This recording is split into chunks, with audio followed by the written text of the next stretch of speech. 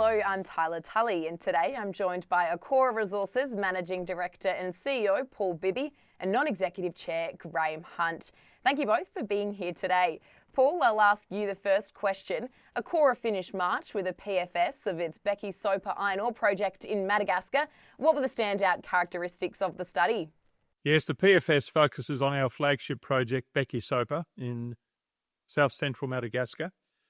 It's a project that focuses on the at-surface iron ore. It has a startup capital cost of $61 million and, importantly, a C1 cash cost of only $42 a tonne. So at today's price of around $102, $103 for benchmark grade iron ore, that's a very good margin to the $42 a tonne, generates good cash flow, product of lump iron ore at 62% iron and fines at 61%, so good grades. A good mine life at 6 years as a startup project, robust and sustainable economics. Thanks, Paul. Graeme, AKORA's board assembled a highly experienced team, with yourself and Paul having previously worked for BHP and Rio Tinto. How crucial is this experience in bringing Bekisopa through the development phase?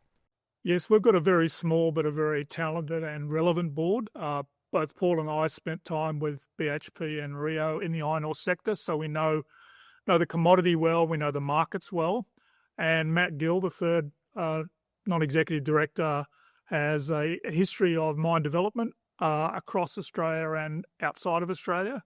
And so we know very well what it takes to develop a new project, particularly in a developing country like Madagascar. So that skill set is very important for the task ahead. And Paul, what are the immediate next steps at Bekisopa to continue progressing the project? We've got a couple of study areas to continue building the knowledge as we progress work beyond the PFS. The main element of focus will be with the Madagascan government as we get the tenements upgraded to mining permits. We've submitted our application. We're in the next 100 tenements to be renewed, and that's a key focus of work and emphasis. Because that then determines with the confidence that we have for taking the project to the next stage from development into operations. Finally, Graeme, is there market appetite for a new iron ore project at the moment, and why is Madagascar the right place for it?